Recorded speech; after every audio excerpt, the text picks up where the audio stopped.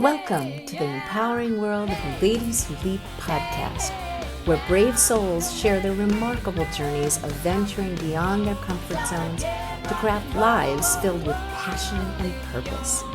Tune in to hear the awe-inspiring tales of individuals who dared to defy their fears and embrace the unknown, paving the way for a future they truly adore.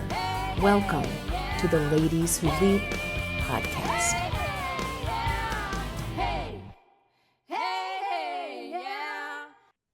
Hi, welcome to the Ladies Who Leap podcast. Today, my guest is Rebecca Arnold. She's a certified executive coach, best-selling author, and founder of Root Coaching and Consulting, where she helps high-achieving professionals thrive in demanding careers. A former attorney, Rebecca has coached over 100 leaders from organizations like Google, Harvard, and top institutions in law, medicine, education, and social impact. Her insights have appeared in leading publications like Business Insider and Fast Company. Rebecca's best-selling book, The Rooted Renegade, offers a roadmap to holistic success. More than 50 exercises are included and give you the tools to calm your nervous system, fire up your passion, and create a better relationship with yourself and others. Ooh, right up my alley. It has received numerous accolades. Best Book of the Year in Mind, Body, and Spirit by NIEA. It was a Forward Indies finalist in self-help and an IPNE gold medalist for nonfiction. Welcome. You have quite the bio and the resume there. Oh, well, I'm delighted to be here with you. Yes. What does IPNE stand for? The Independent Publishers of New England. Ah, okay. Okay. So before we spoke today on the podcast, we had our Mhm. conversation and we talked a little bit about your experience in childhood and how it shaped how you are today. Can you explain that connection? Because I love starting with childhood when I talk to my guests. Yeah, there's so many seeds of who we are today that were sown in our childhood. So as a kid, I mean, I didn't realize it then, but I do know now that I really wrestled with perfectionism. It was in my family the way to get attention amidst a lot of chaos and turbulence in a blended family with two mentally ill parents. And the kind of pressure to perform, I didn't realize was such a theme until later in life, working on myself and working with my clients, seeing how that shows up. I think the other piece of my childhood that I've kind of come full circle to lately is how intuitive I was when I was young and was terrified of it. I had a few like psychic moments when I was little, and I shut down that part of myself. And I'm kind of coming back home to that again. So those were a couple pieces. I mean, there are so many parts of childhood that inform kind of who we are at our essence, who we are in relationship, how we make meaning of the world and success and who we are in it and all of that. So there are many other bits that I'm happy to go into, but those are a couple that stand out for me. Yeah, and the fact that you were intuitive and afraid of it, I had the same experiences, and it's very scary as a child. And Hmm. now, as an adult, because I believe that all of us have that ability, we're all made of energy, we all have that ability. It's whether you are aware of it and use it, or whether you just kind of close it up and don't use it. I think that we Yeah. all have somewhat of that ability to do that. Yeah. And that is something, and we'll talk about that because you talked about your book being the roadmap to holistic success. So Mhm. part of your roadmap is tapping into your intuition, I would think, and tapping into the Mhm. energy around you and within yourself and your relationship with yourself. So that's really cool. I'm excited to get into that conversation. Now, Mhm. because we're ladies who leap, because that's what I am, your Mhm. first leap or one of your leaps was recognizing burnout in your dream job. Mhm. And that shows that even having a dream job can mean you can still lead to burnout and physical effects of that on your body. Can you explain how that played out? Yeah, so I had worked for a long time on I consider myself a multi-potentialite, and which I love that term, and I think that is a term of endearment. And so some people feel ashamed of their kind of multiple interests. But I trained as a lawyer. I wanted to work in education policy. I worked at the Department of Ed and then had my kids and was kind of grappling with how to show up powerfully in the workplace, but also be the mom I wanted to be to my kids. And I finally got the job I had been working toward for a long time, which was a policy director at a nonprofit working in education policy. And it took me a long time to realize I was in the middle of burnout, later than I wish I had. But I ended up essentially, there was new legislation. I was traveling more. I had little kids. And my anxiety ramped up. I started having physical sensations of stress. And I also have a chronic illness that affects my ability to metabolize stress. So I ended up with insomnia and terrible anxiety, and things really snowballed out of control. And it was a very painful moment. Like most of our dark nights of the soul are not enjoyable. I mean, when we come out the other side, we're often grateful for what they have taught us, but in the moment, they feel horrible. And what was most challenging about this, so I have lots of clients who are kind of on the brink of burnout or who have come through burnout. What was really hard about this is that it was my dream job. So when I had to leave my dream job, I felt like, well, what now? It was this huge existential crisis moment where I felt like that had been the pinnacle. And so how could I ever go back to that kind of work? And so it really led me to grapple with some of the big questions around how I wanted to spend my time, how I wanted to balance my family and my work. And it also gave me a deep appreciation for my husband and my relationships and other things that were able to get me through that really challenging time. And I see this a lot with my clients who are in very mission driven work, that they push and push and push and push and override the internal signals that something is off, whether there's a values misalignment with their work, or the hours are not working for them, or the culture is not working for them. It's hard in the face of feeling like you're doing the work that really lights you up to get some of those messages. Wow. So now I'm the coach I wish I had had in those moments. Yeah. So, what is one of the first things? I mean, it's not necessarily that you have to leave the job. Is there Yeah. steps that you can take that kind of readjust how you are working in that job? If it's Hmm. really your dream job, I would think. I'm just asking this because while you were talking, I was thinking how awful to have had and finally gotten your dream job and knowing that this is and Hmm. it's purpose driven, which a lot of people don't even have that luxury of getting a job like that, Yeah. and then have it being affecting you on a physical level. What Yeah. what is some steps that people can take just to keep the job but make it better for them from that perspective, from a physical perspective? Yeah. So when I've worked with clients who are at that point where they're like, I feel like I'm heading toward I'm overwhelmed all the time. I'm starting to not want to go to work, even though it's work I love, or I'm feeling like the Sunday night scaries are just getting like way too intense. Some of the things we start to talk about are what are the things that are really contributing to your stress, like really breaking it down. And then what is within your control and what is not within your control based on that. So I'll just give you an example for context. One of my clients was a physician who had obviously worked very hard to get to where she was, and was like, I think I am like moments away from burnout. And when we drilled down to it, there were a couple different contributing factors. One was there was values misalignment in terms of her not being able to provide the level of patient-centered care that she really wanted to. And she felt like she wasn't doing right by her patients in the way that she needed to. So some of what we talked about in coaching was, where can you advocate for yourself and your schedule and some of the small shifts that will make a big difference in terms of who you're partnering with, what the team configuration is, and what your schedule looks like, so that you have a little more space and breathing room with your patients. Another area for this particular client was around advocacy, like really standing in her expertise and power to advocate for herself and her patients to get the best care that they needed. And from that to like how the operating room is set up and sort of understanding her place within the system. And then fast forward to her becoming a reproductive justice advocate in a state that was very politically dicey. So there's hope when you're in the middle of this. Like, that's why I offer that. Sometimes it can feel really hopeless. And I didn't have a lot of models to look to or support in terms of a coach or someone else in that role.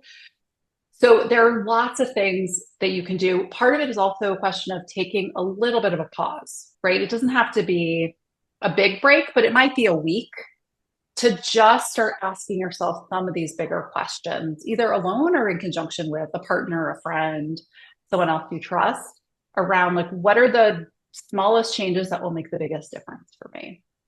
In my case, there was a lot of contributing factors, right? And if I'd had some of that space to start asking those questions in partnership, I think there were some changes that I could have made. But I'm not sure that actually, in my case, it would have made a big difference in terms of my own experience. But I've seen it play out again and again for people. And oftentimes, a part of the burnout experience is people feeling disempowered. So, part of my job as a coach is to help them see where they do have power, autonomy, all of that, when they're feeling like they don't have as much. Mm. So you have a rich academic history, and these Mm-hmm. clients that you're talking about, you just talked about a client being a physician. That Mm-hmm. led to you working with high achieving individuals. So how did your own academia influence the choice of work that you chose as a coach? Yeah, it's interesting. A lot of people have said to me, starting out coaching, like your people will find you, your niche will find you, all of that. And I was like, yeah, yeah, yeah. No, I just have to think about it harder.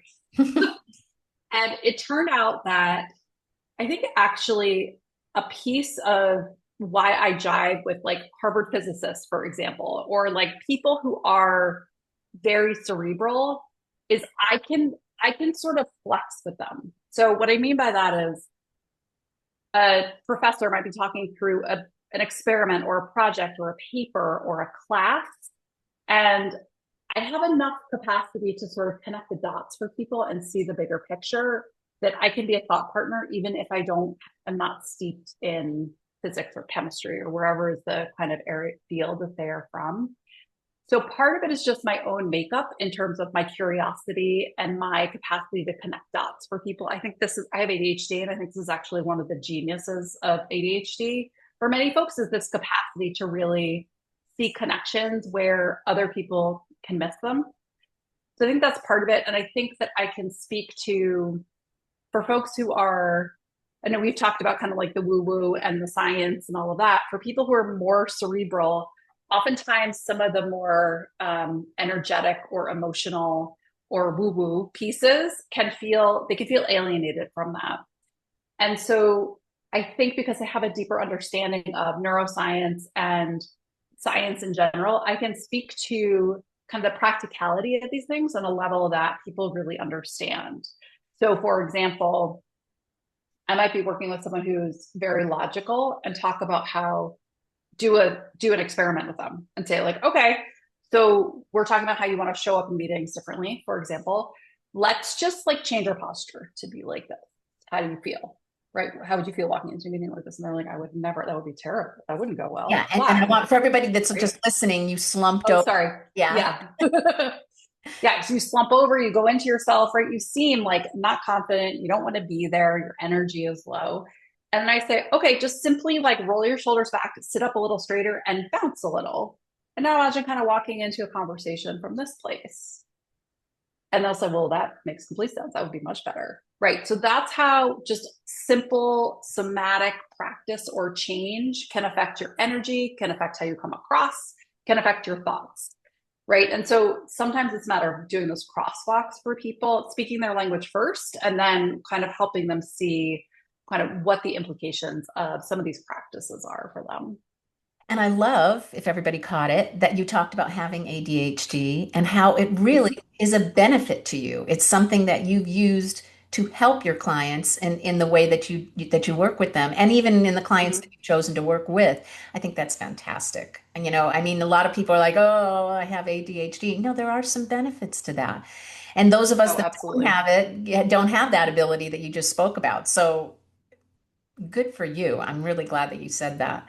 Yeah, we did talk about a little bit about the woo woo because the next question I had Mm-hmm. was about how you kind of, because the word holistic is in what you do, Mm-hmm. how you get in or take into intellectuals on that journey. And with the woo woo methods, to improve their work and life balance. You talked about the posture, but where does the energy kind of topic come up with intellectuals? Yeah, so we often look at just from an energy, like a lay person's understanding of energy. So if you think about your day, let's say I'm working with an academic who has a lot of control over their calendar, but thinks they don't. Where are you at your best during the day? You're most fired up, you're most engaged, you're most likely to get into flow state. And how are you using that time effectively towards your bigger goals? Right. So lots of people will say, like, well, 10 to noon is when I'm at my best. That's when I can do my deepest work. Great. So why are you meeting one on one with students from 10 to 12 when your priority right now is writing and doing grants and taking on these big projects? And that's where you're going to focus best. So we often start from that place. And then they'll start to say, like, yeah, I can actually, 2 hours in the morning is like 4 hours in the afternoon in terms of efficacy and output. Right. And so oftentimes I start from a very grounded place. And then we'll talk about things like mood contagion, which is like a neuroscience principle, but we all have seen this, right? If someone walks into a meeting and slams their papers down, the entire tenor of the meeting changes, right? And that actually goes to 3 degrees of separation. So if I walk in, slam the papers down, the people in the meeting are affected. That's first. They go and talk with their colleagues. That colleague is probably affected. And then they go home and they're pissy with their kids, right? And it's more contagious than viruses, actually, when you think about it. And so thinking about energy really broadly around how you're showing up with intention and what its impact is on other people, how you're feeling your commitments. So sometimes I'll say to my clients, imagine this groundbreaking paper is in the world. How do you imagine it feels when you walk into a room at a conference, knowing that you have made this impact? And they'll talk about it, how it feels in their bodies, how it feels like in a room. And then locking that in to say, like, okay, when you're working on that paper now that you're resisting, can you bring that feeling back and bring that energy back as you're working on this? So we're not like, I practice Reiki and stuff on myself. Like I don't go that far with my clients at this point, but I do use intuition a lot, and I'll throw random stuff out there and just say, like, I'm not attached to this. Take it how you want. I just got an image of X. And they know me well enough to say, like, that's ridiculous, Rebecca, or, oh, that leads me to this thought or this opportunity or whatever it is. And so those are a couple of ways that I bring in some of the like light touch woo. I've also found a lot of my clients are almost like they carry woo shame, like they have some woo, but they don't want to admit it because it doesn't jive with the rest of their identity. Yeah. And so sometimes me just like being really flat and grounded about this stuff is actually quite freeing for people. And then I'll find out, like, I had a client who I had no idea that she was a little woo inclined. It was like 9 months in. She's like, well, I actually make like tinctures and other things because I know it affects people's energy. I'm like, why does this take so long? So it's interesting how we make so much meaning of this stuff that sometimes really holds us back. And this is 2025, where Yes. I'm going to use the phrase again, where woo woo is much more acceptable. People are really looking at energy and vibrational levels and Mm-hmm. resonance and, all of that from almost a real concrete perspective, almost scientific. Mm-hmm. Because there Yeah. is science, because we're all made of energy, quantum physics, there is science behind all of this. But Mm-hmm. people are really much more accepting. And to know that someone in that level is like holding it in, it's a shame. Mm-hmm. I know it really is. I feel like that's when I opened up, not only for myself, but also with my clients too. It really Mm-hmm. just spurred something in me that has really opened things up so much.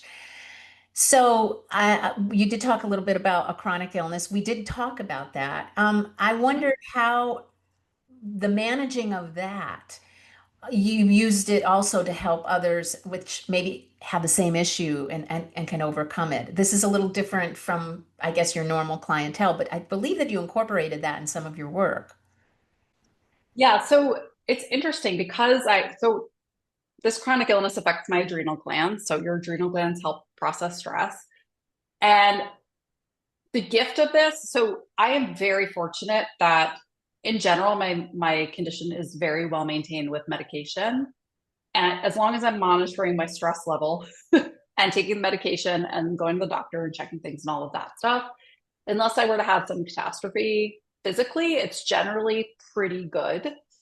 The the gift of this is that I am like a canary in the coal mine with stress.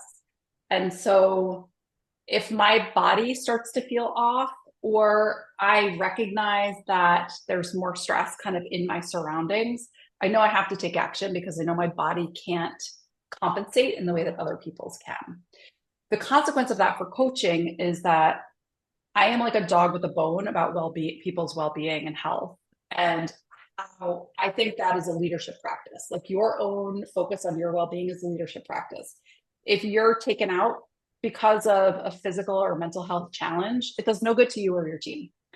And so I'm often bringing back to people like, okay, I'm noticing there's some ratcheting up happening with your stress, or you're speaking quicker than you normally do, or I'm noticing you've talked about exercise being a priority and that hasn't happened. You're having some barriers around that. What's the consequence of that? Right? Like, are you aware of the choices that you're making? Probably not. So it's partly my job to reflect that, right? And oftentimes for people, there aren't other folks for my clients, there aren't other folks in their lives who are saying like, this actually is a priority for you and for your, like as a leader to model this for your team. And so that becomes a focus of our work sometimes. Yeah. It's so crazy to me that when we're under stress, oftentimes the first thing to go are the things we do to take care of ourselves. It's very counterintuitive, right? For many people, they're like, I love exercise, I eat well, I'm stressed. I don't have time to cook, I don't have time to go to the gym. Well, it's like if you cook well and eat well and go to the gym, you will have more energy and capacity. But it's like there's no blame. It is often a default that many of us have to just drop those things and feel like they're extra, even though they're the essentials. So it's made me very focused on that element of leadership for people. Yeah, you're hyper aware. So that helps. Mm-hmm. You've been hyper aware in your own body and when it's happening, so you can see that in your clients much more quickly than somebody else, especially even people in their own lives. I'll tell you, when I got burnt out from my career, I didn't really realize what it was.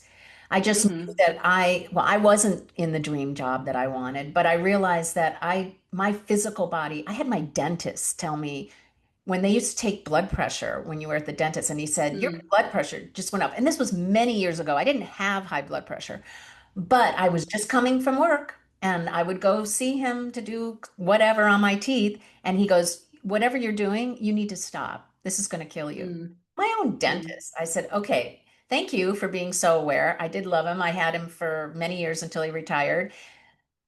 But that was the only way that I would even become aware of it. Now that I am a different person, I would be more aware of it. But the fact that Mm-hmm. you have experienced that, it's so good to bring that with your clients and with that whole experience and help them. Mm-hmm. So your I book, love the shout out for dentists. Oh, sorry to interrupt. I was just please. gonna say, I had a dentist say something to me too, because she was like, you are grinding at a level. This was when I was experiencing burnout. She's like, your grinding is out of control and something needs to change. So shout out to the dentists out there for monitoring what's going on in the inside Yeah, yeah, for thank us if we you. miss it. We'll be right back. If you feel stuck in doubt, fear, or low confidence, there's a way forward. I'm Lisa Andria, Emotional Transformation Specialist with Ladies Who Leap Coaching. I can guide you to clear the emotional patterns holding you back so you can trust yourself again, feel confident in relationships, and step into a life of clarity and purpose. Visit ladieswholeap.com and click on the Let's Connect button to start your leap journey today. Now back to the show. Talk about your book, The Rooted Renegade. I'd love to know how you came up with that title, but I love how it combines both the practical exercises and the holistic approaches, like what we've talked about, so they can help the person that's reading the book. What are some tools, and you did mention several that you presented to calm your nervous system, but specifically about calming your nervous system and create a great relationship with prioritizing yourself, right? And still Mhm. doing the work that lights you up. So you've given us a little bit of an idea what's in the book actually, and where did that name come from? So, love that question. I think all of my clients are renegades in some way. Like they are all trying to shake up their, whether it's a social impact leader or a physician or an attorney or superintendent, they're all, this is the common thread across my clients. They're all trying to shake things up and do things differently. So I love the term renegade. And oftentimes when I say to my clients, do you recognize that you're a renegade in your field? They'll be like, really? Yeah, I do kind of feel that way. And so this was in part a shout out to that. And also a recognition that this way of being and living is countercultural, right? So we get so many messages in white Western capitalistic society about what success is and should look like and how we should be in the world. And a lot of my work as a coach, and you probably see this too, is rewiring that and helping people really connect with, well, there were all the messages I got. What do I actually want? And the consequences feel pretty extreme for people who've spent decades training in a field and then start asking themselves these questions like, I actually don't love this work. Or there's a piece of this work that it doesn't align like soul wise for me. So I wanted to convey both the sense that you can shake things up and do things differently, and also be rooted in who you are, what you need, the kind of relationship you want to create with yourself, and what you want to do in the world. So that's where that title emerged from. In terms of what's in the book, I really tried to pack in as much coaching content as I could in this book. One of my kind of values conflicts around coaching has been I have seen the transformational impact of coaching, and it is also time and resource intensive for people. And that's an internal conflict for me. I feel like the things that I talk about with my clients, I wish were just human curriculum that we all knew and were exposed to. And so I wanted to put together a book that people could experience in that way and feel like they had an ally in their bookshelf to turn to again and again, no matter what they were experiencing. So some of the specific exercises are everything from how do you shake up a habit that is sucking you dry and change it in a like life-giving way. So I give an example of like being like knee deep in a bag of potato chips, totally fine, no judgment, right? But you get to decide if you want to continue to do that. And so telling on yourself lovingly, like, Rebecca, you are knee deep in a bag of potato chips. Is that what you want right now? Right. And you can decide yes or no. Right. But having that kind of a relationship with ourselves, and we can call ourselves forward into what we actually want. Okay. So why am I doing this? Right. Well, I'm trying not to think about this other thing. Okay. So what would it look like to actually think about the thing? So exercises like that to what's my legacy? Like what is the like soul-based impact that I am dying to make in the world and maybe have been too afraid to articulate? From that to, having a practicing with some breaths and having longer exhales and just experiencing how that instantly transforms our experience in the moment.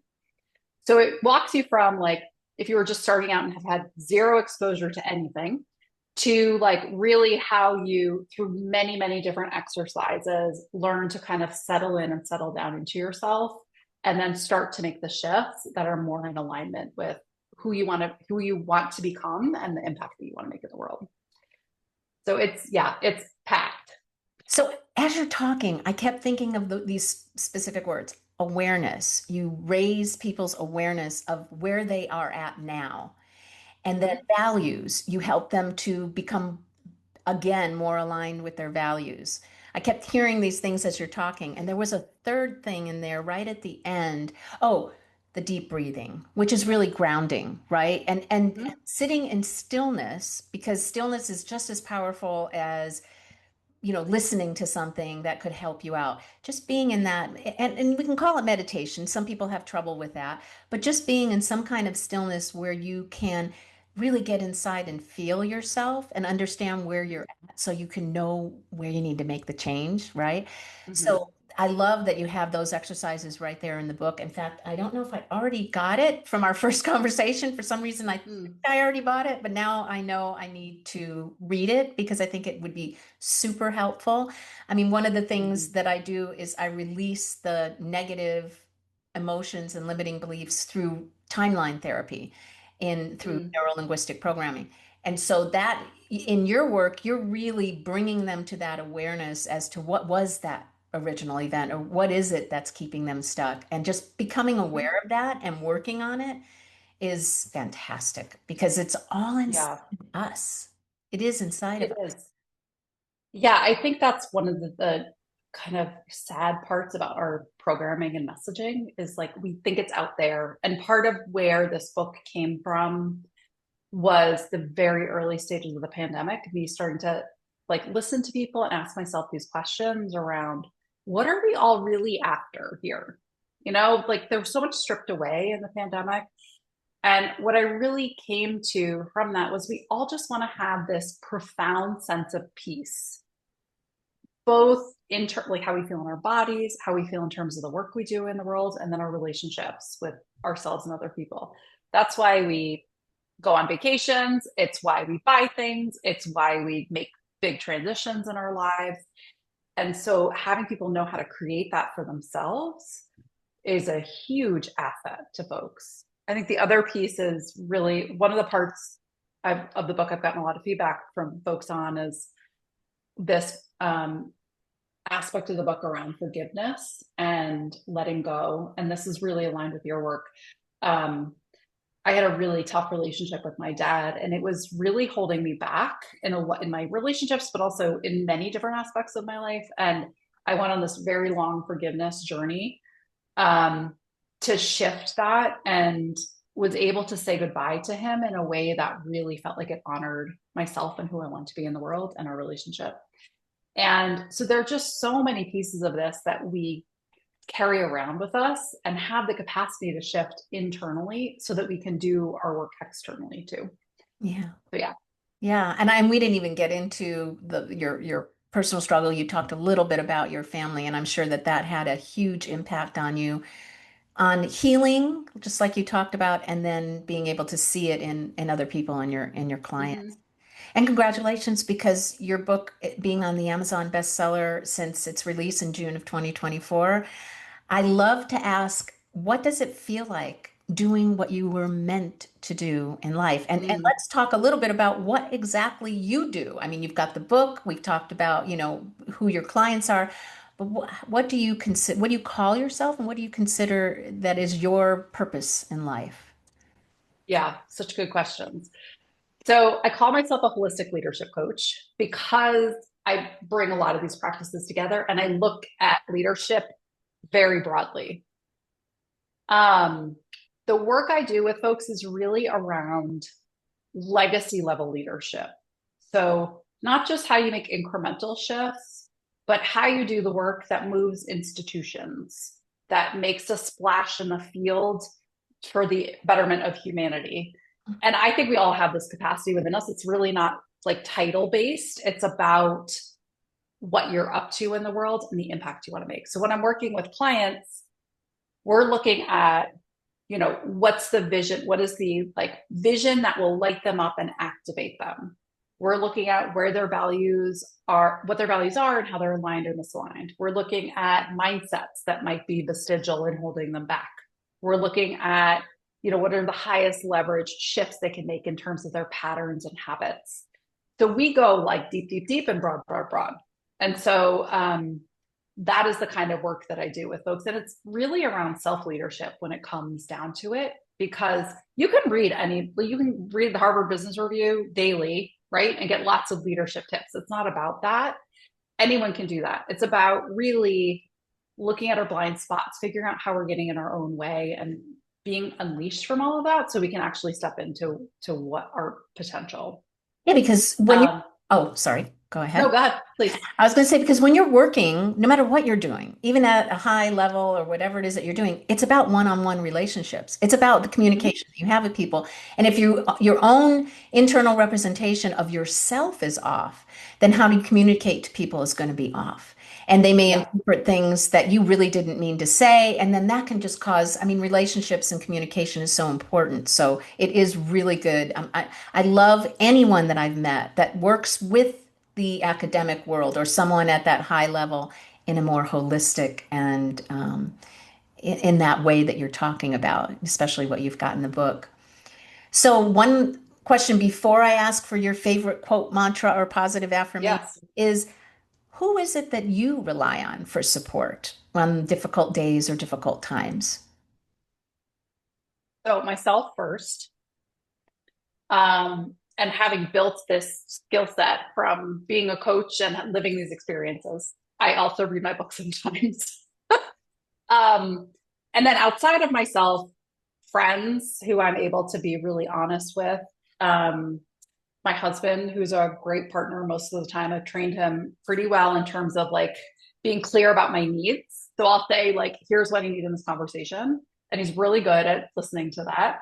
My kids actually are quite helpful in helping me think through something or problem solve or that sort of thing. Um, and then like well-being practices that I use. So I'm able to drop into meditation really fast. So I'm not a like hour-long meditator. Like I can sit for 2 minutes and have a reset. And that's, I think we all can. It's just a matter of practice. Journaling, I journal, I listen to music, I paint. So I'm very intuitive about like, okay, what am I needing right now? And listening to that and taking the time for that. So those are a couple things. Yeah, I think one of the key things that people need to take from this is that you need to listen to yourself. You need to Mhm. raise that self-awareness and understand what is it that you need and what are your values, and then get your whole life around it and get aligned and get some help if you need it. And it's Yeah. okay to ask for help. It's not anything, doesn't mean you're weak or anything. It actually means that you're strong because you're able to ask for help when you know that you need it. Right. Yeah. It's It's also most people were not trained to do kind of the in and out work that they're doing, right? So like if you're a physician in medical school, you did not learn how to deal with a crisis of confidence when you've had a setback with a patient. If you're an academic, you might be like thrust into a job where you are running a multi-million-dollar lab, but no one ever trained you how to run a lab. They taught you how to do experiments and how to write grants and papers, right? And people are very high performing individual contributors and get put into a leadership position and they're like, I have no idea what I'm doing. Of course you don't. Nobody really ever taught you how to do it. So it's not none of this is a personal failing. It's like recognizing where you have gaps and challenges is a huge asset in the workplace, and getting yourself support earlier so you're not wrestling with it alone. I think it's like one of the lessons of my story and many other people's stories too. yeah, yeah. So I do ask my podcast guests for their favorite quote, mantra, or positive affirmation. I'm excited to hear Mhm. what you have to share. So this one came, I did a ton of talks during the early phase of the pandemic, mostly with law firms. And I shared this mantra with like lots of lawyers and partners. And it was a resoundingly positive reaction, which surprised me. So I still use it for myself, but also for other folks, which is this is hard and I'm doing my best. And there's something about this statement that I think it's the acknowledgement of what is. This applies to this moment in our history too, right? This is hard. Like acknowledging, not pretending that the current situation is not what it is, but really just honoring what is present right now and that it is hard. And I'm doing my best is an acknowledgement of our humanity. And underneath that is a like my best day to day looks different and an acceptance of that. So this is something that I say to myself often. I said this to myself when my kids were having meltdowns. I said this to myself during the pandemic. I say this to myself all the time, writing the book. And I feel like having a mantra that you come back to that resonates for you. And when I say resonate, I mean like it feels like it hits something physically for you. is the key to this. So there's also a mantra nugget I would love to share with you and your people. And I learned this from my friend, Pooja Daman. When you have a mantra, it is helpful to repeat it for as many times as there are words in the mantra and emphasize a different word each time you say it. So this is hard and I'm doing my best. This is hard and I'm doing my best. And then so on. And there's an energy with each word that is a little bit different and often lands different physically. So I find that doing those repetitions is really helpful. Oh, I love that. This is hard and I'm doing my best. I just had to go to that third one because that's like, it just resonated with me. Because doing difficult things and it hopefully gets you comfortable with being uncomfortable. Because whenever you're doing anything new, it's going to be difficult and it's going to be hard. But it is the thing that helps you to grow the most. So it's, Absolutely. yeah. So being comfortable with that. We have to retrain ourselves that that's a good sign, not a bad sign. Exactly. Yeah. And it's not easy, but over time, if you keep hearing that and you keep thinking that way and using your mantra, which I love, it will get into your brain and you will have that habit of thinking that way. So how can people reach you? You can go to therootedrenegade.com and you can find information about my coaching practice, the book. There are lots of free goodies on there. So would love to hear from your listeners. And especially if you've read the book and it's had some impact for you, would love to hear that. I have a vision of it spreading around the world like dandelion seeds and improving people's lives. So would love to hear about that. Yeah, because the more people you can help, it's the purpose. That's your purpose in life, is to help people. So the more you can reach, I certainly will do my best to get everyone, as many people as possible, to listen to this episode. Rebecca, this has been so enjoyable. And I'm really, really excited and happy that you're doing the work that you're doing. Because I think that, like you said earlier in this, is that it's going to help humankind. It's something that actually is going to help people, number one, get through difficult periods in our history, which we're in right now. And keeping our vibrations high, keeping our sense of self high, it's the way we're going to get through it. And it is also a way to combat the evil that's in the world, is by keeping your own joy and your own happiness and your own love and resonating with that. That helps. That helps. And we do that as a community and as a whole, that's going to help everybody. So thank you. Beautiful. Thank you. And everyone that's listening, thank you for listening or watching, and please subscribe, like, make comments. And if you have a leap story, I'd love to hear about it. So get in touch with me and have a great rest of the day. Thank you, Rebecca. Thanks for having me. It was a pleasure. Thanks so much for listening or watching. Please subscribe to the Ladies Who Leap podcast to be notified of new episodes. And I would love to hear from you. Let me know what works, what doesn't, and if you have a story to tell, please reach out. Come join the Leap community at the Ladies Who Leap Club Facebook group. Remember, leaping out of your comfort zone is where the growth happens.